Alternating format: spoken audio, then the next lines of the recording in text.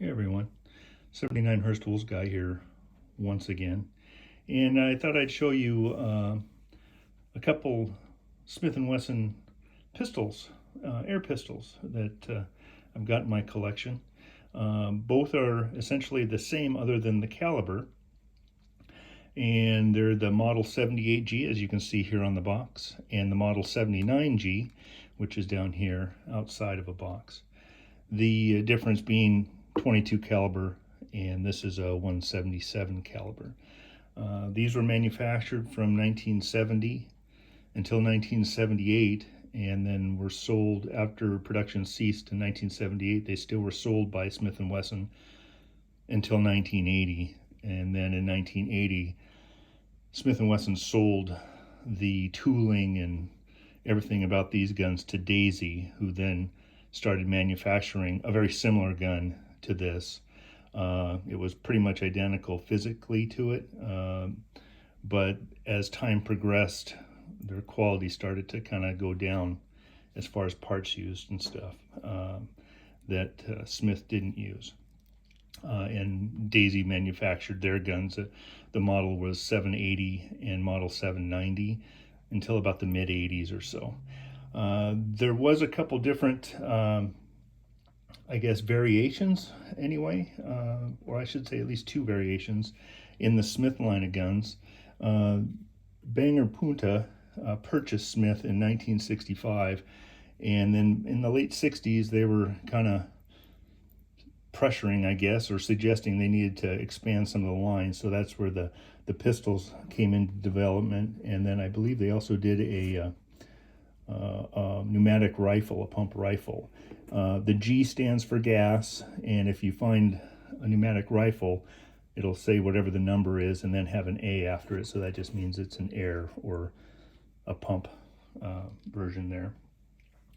The first variations of this gun were made in actually Tampa, and if you find one in the box, hopefully you're going to find, this is the warranty card, but you'll see the early ones have Tampa, Florida on the address line. Here's a parts list, and then on the bottom again, Tampa.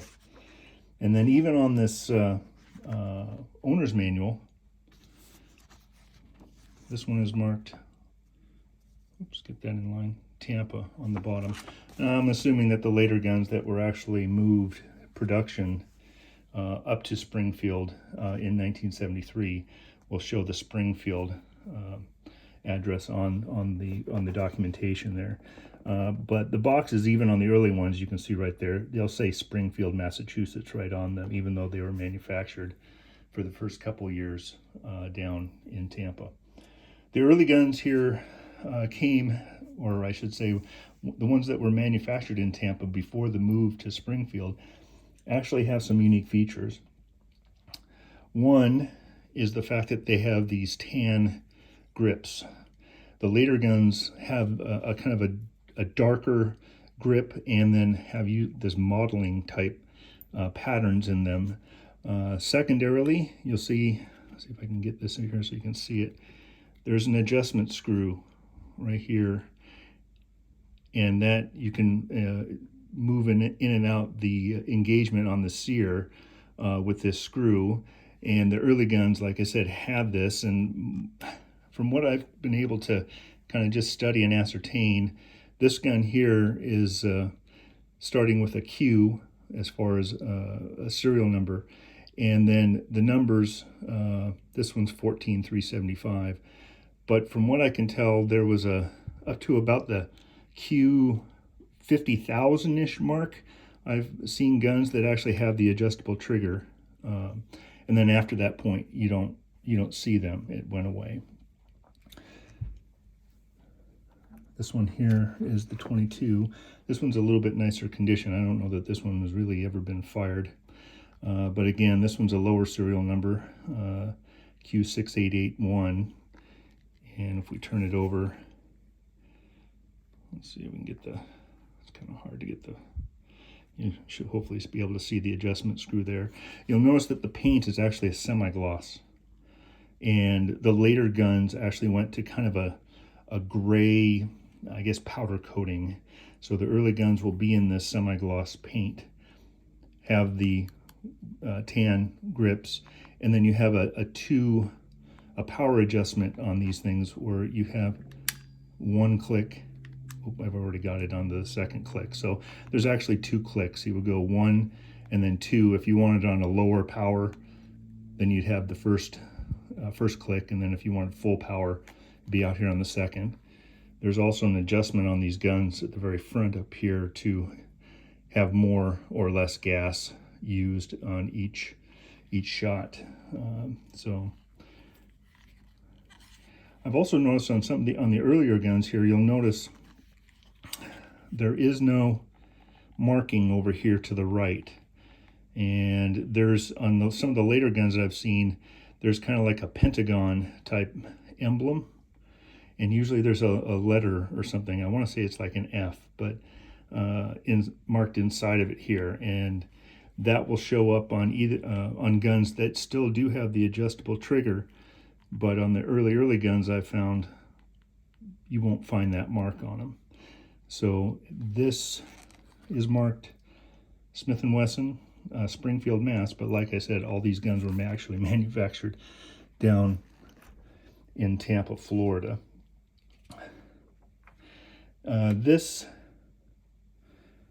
Let's see here.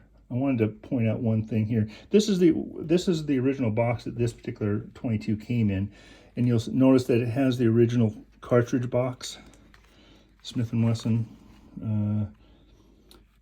Tampa, Florida, Banger Punta Company, made in Japan. I'll show you what the originals look like here. Mark Smith & Wesson. And there's, I think one of them has been shot or used. Yeah, just one. The other 4 in here are still, don't know if they're full or not. I'm never gonna sample it there. And then this also came with a full tin of pellets. And when I got it, the original seal was still on it, but by the time I got it in shipping, the seal had broken. But that's what the original pellets would look like, marked Springfield, Massachusetts. When I bought this gun, if you're looking for a gun and the seller doesn't have like the owner's manual and other documentation with it, double check underneath it. This when I bought this one, the documentation was actually, the seller I'm sure didn't know it was even there, but there's this little tab and it will raise up, and the paperwork was underneath there inside the box. So it's something to look for, because if you can get it, you definitely would like it. I haven't replaced the seals in the 22 as of yet. I did do so in the 79G. And this one, thank heavens, didn't leak after the seals were put in. These early guns, the casting has been known to be, I'll say, porous at times, and some of these guns, you put in the seals, you put in your CO2, they'll slowly leak out, and I'm not sure if it's leaking through I'm assuming it's through the frame or something like that. And my understanding is if you get one of those guns, there's not much you can really do about it. It's just going to leak out. There's been no information that I've found that will allow you or instruct you on how to repair that particular gun. And like I said, I've replaced the seal in this. And one of the things I want to point, or kind of suggest, I should say, is this is the original, or a original, exhaust valve seal from this gun. And obviously you notice it's metal and brass, and there's the seal right here and stuff. They sell replacement kits. There's vendors that replace or have replacements, and you can $20, $30 or what have you. But the shaft and the seal that will come with the kit is metal, but it has like this Teflon or plastic looking end cap. And I've used a couple of them, and I just step up to the plate and I buy replacement metal parts now, because the Teflon ones, I think it was in one of my Crossman 150s, and I was using it over and over and over again, and the plastic part that adheres to the shaft just came off, and then obviously it was non-functional again. So I got my seal kit. I'll plug them at Mac 1, and they run for, he makes his own seals here, and I want to say they run, it's around $40 for that, and it comes with your I think it's about 5 seals or something like that go in the gun in various parts. Or you could send it off. I'm not sure if he does rebuilds on it, but there are some folks that actually do so. But anyway, I just wanted to kind of show you these, and have you, in case you run across them, have some understanding of what they might be. Thanks for tuning in and checking them out. Appreciate that.